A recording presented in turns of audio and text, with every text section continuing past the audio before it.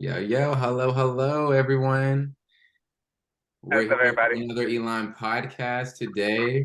I'm your host, Mark Rose, and who else do we have with us today? Name And we have yourself. Floyd In The Sky. Hey, Our everybody. special guest. Okay, so we have our special guest, Floyd Hi, I, and our other hosts. What are your names? hi, I'm Kiara. Ellie.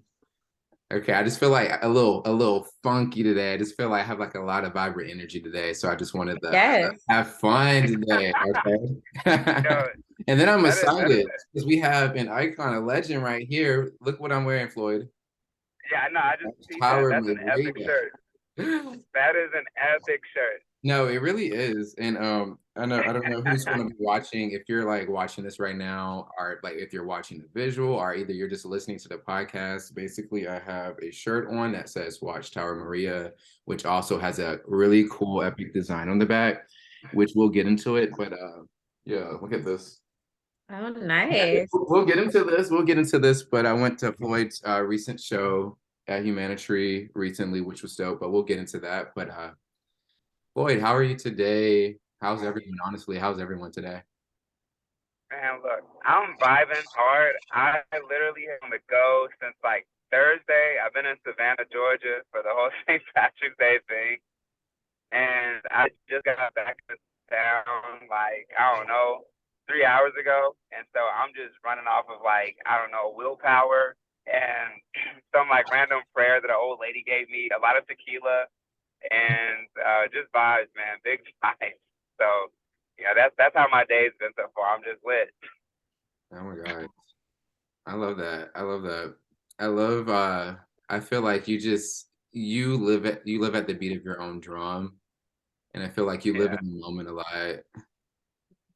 But Oh yeah, totally. what was that? I said totally. Yeah. Okay, Floyd. So music, Watchtower Maria, let's talk about it. Let's talk about the release. When are we getting the whole project? You released some singles recently, but when are we getting the whole project? All right. So the situation is, idealistically, I'm wanting this project to come out April 26th. That is the projected date.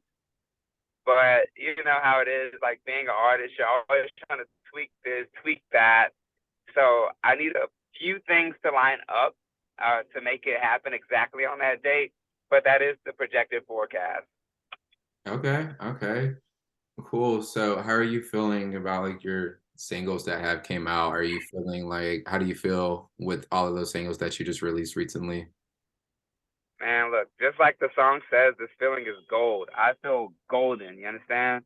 Uh, it's some of the best work that I feel like I've done, as a creative. And it's hard to say things like that because every song that I make, everything that I do is, like one of my children. It's like I love them all. But, I only want to get better and better. So, I put like a little bit of extra spice inside this album, Watchtower Maria. It's something very personal and close to me. I have a sister named Maria, and so that name just kind of runs in the family, but it's a derivative of the name Mary. And, the Virgin Mother Mary, she's significant to this whole project because she is literally the symbol of like, you know, just the epitome of feminine creativity, birthing something divine. So I really honor that name Marie, that name Maria. And so Watchtower Maria, the Watchtower part is just like, hey, this is the structure of all my works that I've been working on so far. And I just happen to name it Maria because it was birthed from that divine feminine energy, that you really can't explain how this happened, but you recognize it's something, that you should definitely pay attention to. So yeah, Watchtower Maria. Okay, cool. That's dope. I love that. Yeah. So let's talk about like your last album. So it's above Moldavite Mountain. How do you pronounce that? If you So it's pronounced Moldavite. Moldavite. Okay. I mean, you were pretty much spot on. There's no tomato. Okay. But above Moldavite Mountain, Moldavite is a green crystal gem that I really really love a lot. And so the last album, basically, somebody pointed this out to me. If you look at my discography, all of it is just about elevation. You know, my first EP was self-entitled Floyd in the Sky, or self-titled Floyd in the Sky. And so that's just setting the tone. Like, all right, here we have an artist that recognizes himself to already be elevated in some sense, Floyd in the Sky. Then the second one that we had was called Cloud-like Vehicle. So it's like, all right, the cloud-like vehicle, the clouds are up here and we're going places. So not only is it elevation, but it's motion. And then the one we have after that is Above Moldavite Mountain. Like, that's where the cloud-like vehicle took us to, you know. And then to go even higher, we then have Watchtower Maria, you know. So it's like everything is up, up, up, you know. So it's like a continuation of a journey that's just going like that.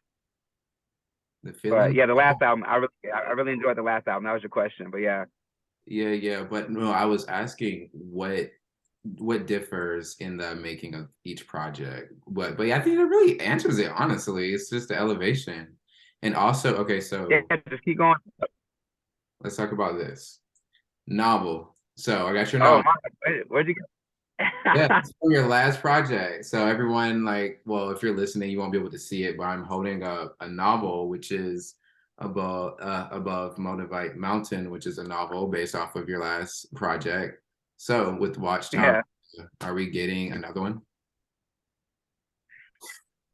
So the interesting thing that, you know, is inside that book is an Easter egg.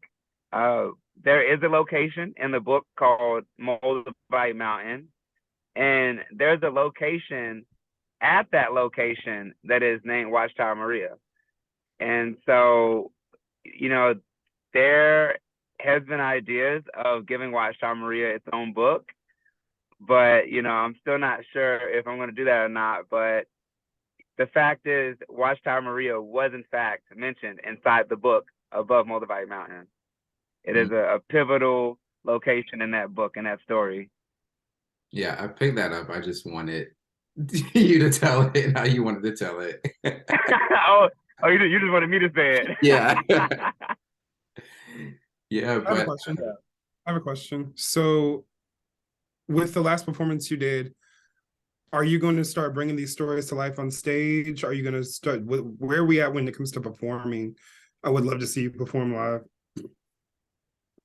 So I'm really focused on performing at a lot of venues in Augusta right now.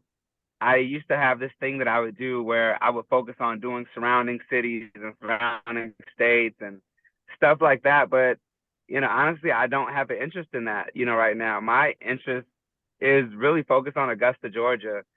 And, you know, so I use that as a preface to say, and especially all summer long, there's going to be so many performances that I do around the city. And, you know, incorporating those two titles into the shows, you know, like themes from the book, things like that. Of course, stuff like this comes with a budget, you know, so the bigger the budget, the more we can do to bring those things to life, you know, more vividly, I should say. But it's a work in progress. But there's going to be so many performances coming up, you know, in the next few months, and I'm excited to do them because never before have I had my focus this hard on, you know, making sure all of Augusta, you know, is included in, you know, what's going on. So Appreciate that. I mean, always definitely focusing on the hometown to bring you out. That's definitely ideal. And I think a lot of artists get lost and not do that. They do exactly what you do said first. They go elsewhere, which is yeah, kind of it's a tipsy turvy. yeah, that It can help you, and it can you still want the home base to like follow you. yeah, of course. And you know, the thing is, you know, as an artist growing, you know, into your own career, you're going to have different managers. You're going to have different, you know, promoters, people in your circle that are in your ear, and you know, it's kind of like a trial, you know, and me not focusing on doing a lot of shows in Augusta was never my personal idea. I was, you know, being advised to do, you know, the other route, but I found that I don't like that route, you know, and I like, you know, Augusta being my kingdom to thrive in, and it's like the whole city of Augusta has to be included in my music and what I'm doing because at the end of the day, I do this for, you know, the root system of Augusta. You know, Augusta hasn't had someone do that for them since James Brown. And that's a long time ago, if we're just being blunt. And so I would be very I'd be a liar if I said I didn't have the ambition to be the next like James Brown level symbol of Augusta. Like that's actually what I'm out here doing. Uh, amongst all the people that bump into me, my friends and things like that, it's an ongoing theme where they're like, yeah, Floyd wants to be king of Augusta. And I claim that. It's like, yeah, no, I definitely do. And I'll do whatever I have to do to make sure everyone knows that that's the case. So that's what we're working on. Augusta is it's my mother city. Augusta, a lot of people don't like it. They ask me, how do you feel about Augusta? I want to leave, da, da, da. And I'm like, I love Augusta. Augusta is just, when you really get to learn about Augusta, it is a mother of a city, and I'm a mama's boy. I'm with you. I love Augusta too.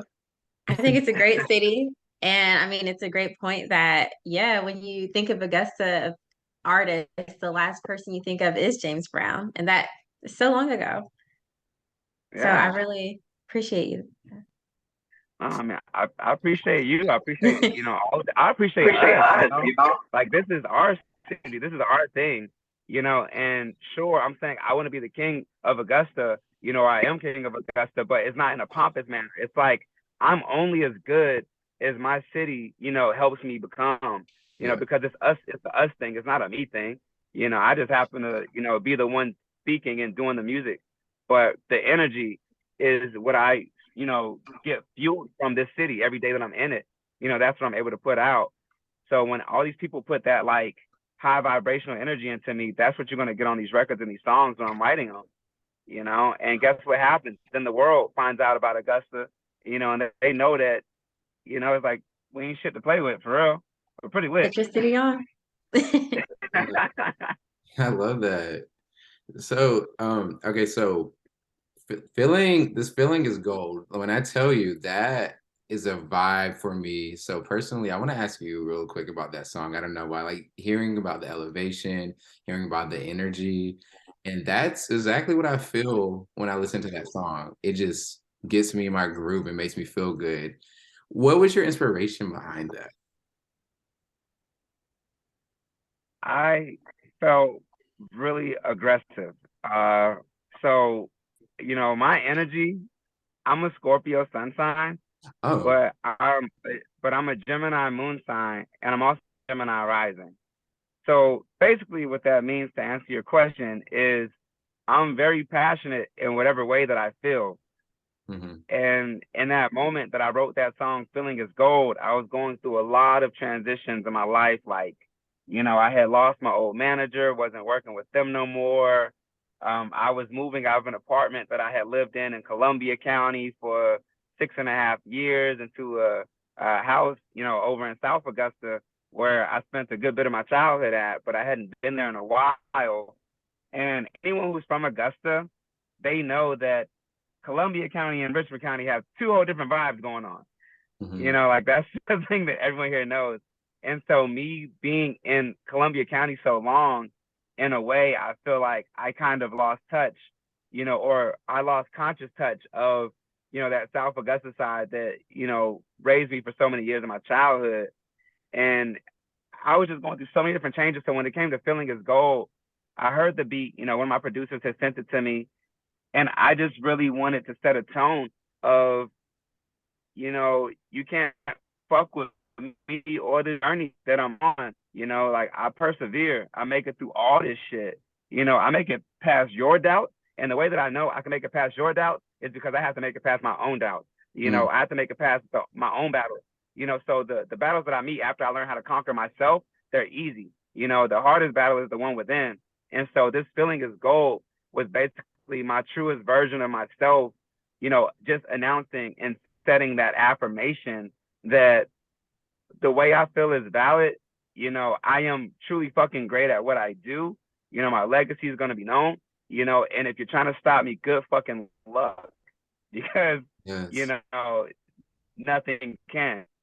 Feeling gold, one of the most valuable, materials we recognize, on any scale. So that's really what inspired that record. It was a very, just forged in fire energy that I came with on that one. Wow. So, Can you like let us in on like your history, your past in terms of like what got you into music, but also your upbringing? Do you have siblings? I always wonder, do you have like siblings? Like who did you grow up with mostly? I know you talked about your mother.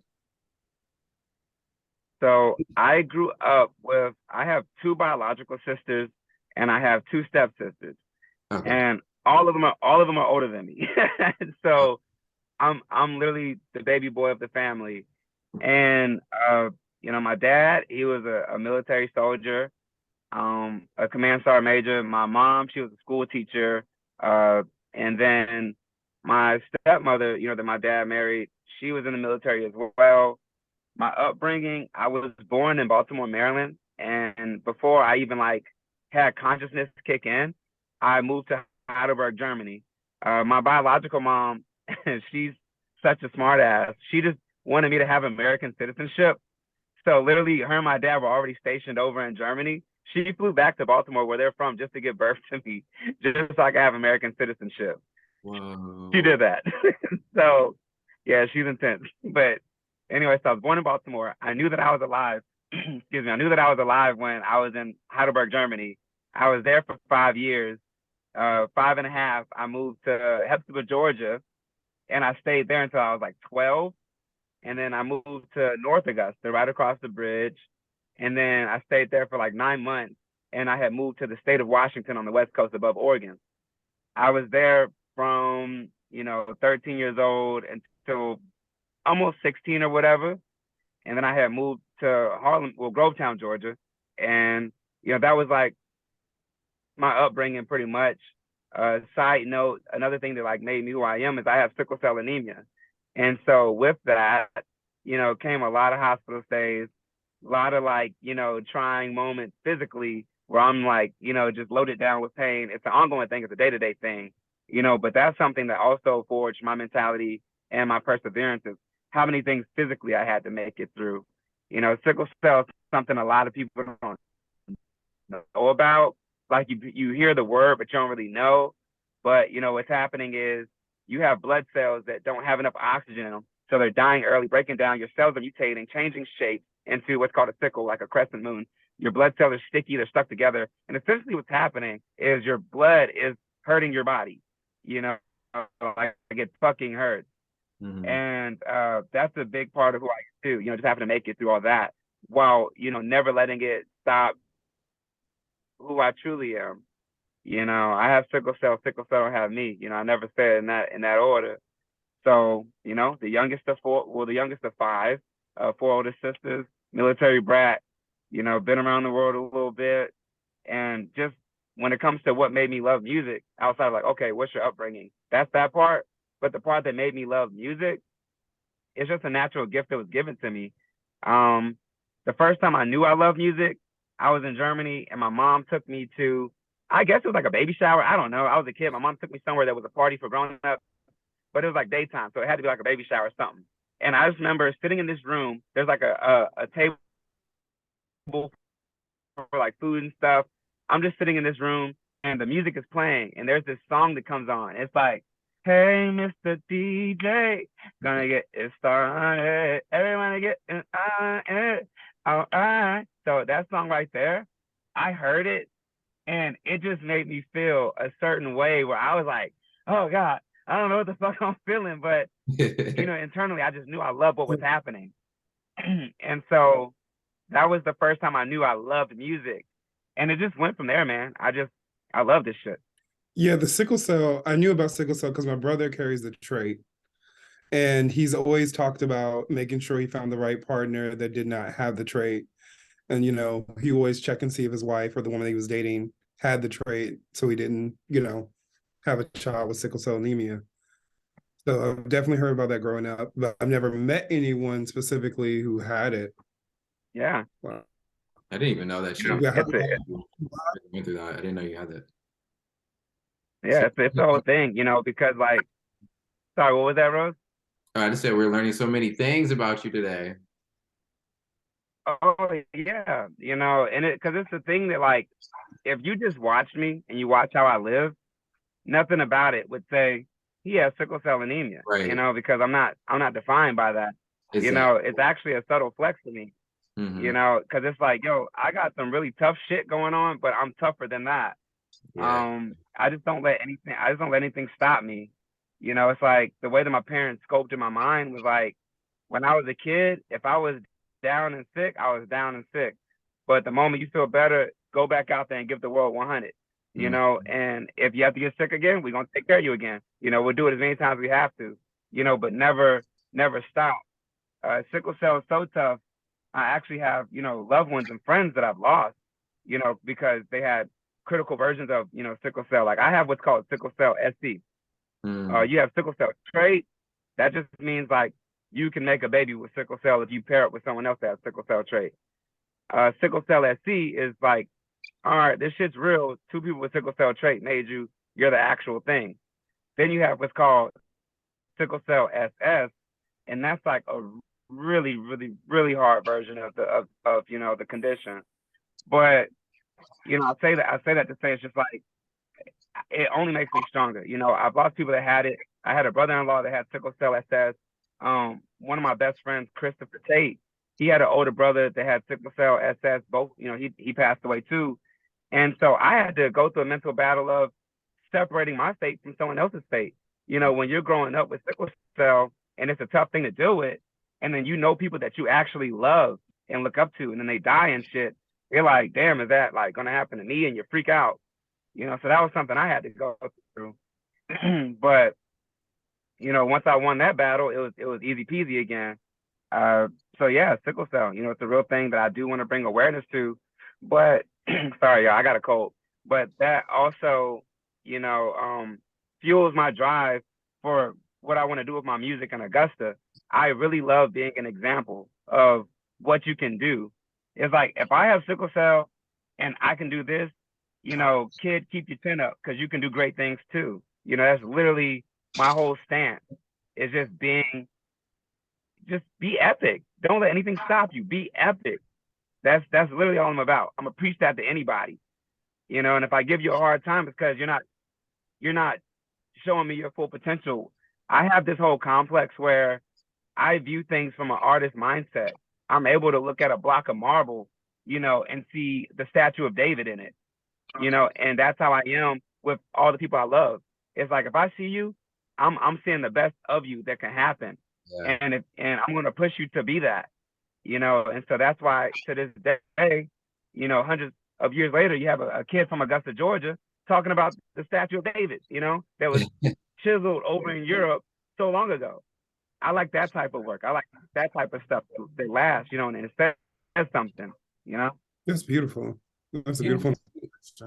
You Yeah. speaking about like being like the king of Augusta. So with that being said, do you like in management? You also mentioned management as well. So with your career, do you see yourself living anywhere else eventually, but still just holding that title? Like, do you ever think about that?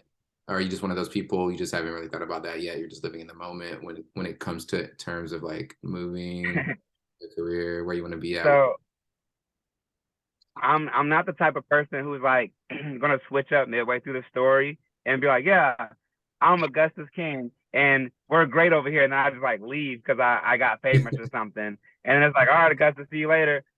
Nah, that ain't this. It's like I'm literally gonna live in Augusta for the rest of my life. You know, I'm gonna have a house here, but the idea is to have houses elsewhere as well. But my home is here, you know, and something I romanticize in my own mind is having a house on the other side of the river, uh, downtown, on the other side of the Riverwalk. How you're down there and you can look and you can see those houses. I romanticize having one of those houses one of these days, and everyone always knows when I'm in town because I'm going to throw a big party and there's going to be fireworks. So anytime you start seeing fireworks for no reason on a Wednesday, just like shooting off from this house, Yeah. everyone's going to know, yeah, that's Floyd In The Sky's house. He's having a party because he's in town, you know, for the week or whatever. And he has to go back on this world tour, you know, in like 14 days to go show the world how great Augusta is. But that's literally all I do. I campaign around the world. I show the world what Augusta made, and I come back home to Augusta. We celebrate, and I go do it again, you know. And I'm gonna do this shit until I can't. You're dope. I love that. I love that. stand with what you say, you know how you feel, you know what you mean, and you act on it. And that's what I really love about you, Floyd. That's what Thank you. That means a also, lot. okay. So kids, so like kids, have you ever like is that like a thing that's ever crossed your mind? Because when you were talking about the sickle cell, you mentioned like the kids. I know that's like a thing. So we're just trying to get Yeah. to know more about you, Floyd. I'm just asking questions on questions. Nah, I love it. I love it. I definitely want kids. When, don't know. Uh, shit, but that's definitely something I want. With who? Don't know. But just to answer the question in a nutshell, yeah, no, I definitely look forward to having children one day. Okay. So to the young child, the young Floyd, our kids now, what would you say to them? Whatever that may be, and however that resonates to you. I would make sure that they know how fucking good they did. Hmm. That's that's it. I would validate every single doubt that they had. I would validate every question of self. I would validate all those concerns, but then I will offer the comforting peace of mind and reassurance that is set in concrete stone, written by God Himself. Kids, you did phenomenal. Hmm. That's what I tell them. I love that. All right, Floyd. Well, Floyd in the Sky. We want to thank you, number one, for like showing up and letting us get to know you. But Ellie or Kira, I was wondering, do any of you have any questions? I feel like you answered a lot of questions. I feel like we can go deeper and deeper and deeper. Right. But that's why you got to come back so we can talk more and more about that. Because after this project comes out, I'll talk again. All Oh right. yeah. Okay. Oh yeah. Yeah. Easy, easy. Okay. Cool. Is there anything that you would like to say to your audience or anyone? The biggest takeaway that I like to, pin as a statement is just, get ready for the album. I'm really excited about it. Watchtower Maria, again, is something very special to my heart. It represents the structure of all my work that I've done so far. It is a tower, in itself. When you stack it all up, everything I've accomplished, everything I'm doing, everything I still have ambitions to, achieve. Those are all the levels of my tower, and each level, just like in a game, gets harder and harder to make happen, but that's literally the purpose of the game, the challenge, the journey. And just me emphasizing how excited I am about the music. I want to thank everybody for reciprocating the excitement. And, I'm going to make sure it's worth everybody's while. It's not going to be an overnight, here today, gone tomorrow type of deal. It's going to be a cornerstone, into a new structure. And one of my favorite quotes, if I still paraphrase it, I think it was from like Isaac Newton or something like that. But basically, in a nutshell, he was saying how, you know, I'm only as great as I am because I stood on the shoulders of giants. James Brown is a giant of an artist, a giant of an icon in the music world. And everything that I'm doing is not to say, hey, dim the light of James Brown. Here's Floyd in the Sky. It's to say, I'm so bright because I stood on James Brown's shoulders so you could see my light from a farther distance. So I'm going to make sure it's worthwhile. And that's the takeaway. Like, I'm really excited to give you this new music. Awesome. Well, thank you, Floyd. Thank you for sharing, your time, your energy, your words, your insight, your life, giving us like a new Yeah, perspective on you. I know it's just like the first of many layers of us getting to know more about you, but yeah, we just want to thank you again for joining us. yeah, of course, no problem. Yes, Look, thank you. yeah, anytime, anytime. Sorry, I got a cold right now. I've been partying and yelling, and I've been walking the streets of Savannah in like 40 degrees, soaking wet because it's raining, and drinking tequila. I have a wild lifestyle. Living your So life. sorry about Nothing wrong with that. but thank Have you fun. so much. Okay. All right. Well, we want to thank you all, everyone, for tuning in to us today here at the Eline Podcast. That was Floyd in the Sky. Watchtower Maria will be out shortly soon, so be on the lookout. And Floyd, where can we find you on social media? Right. My social media handles are consistent across all platforms at Floyd in the Sky. Everything spelled out correctly. FLOYDINTHESKY. That's on streaming platforms. That's your Instagram handle, Facebook, anywhere you need to find me. It's consistent across the board. All righty. That sounds good. All right. And until next time, be great. Stay passionate, driven, bold, and until next time, keep creating.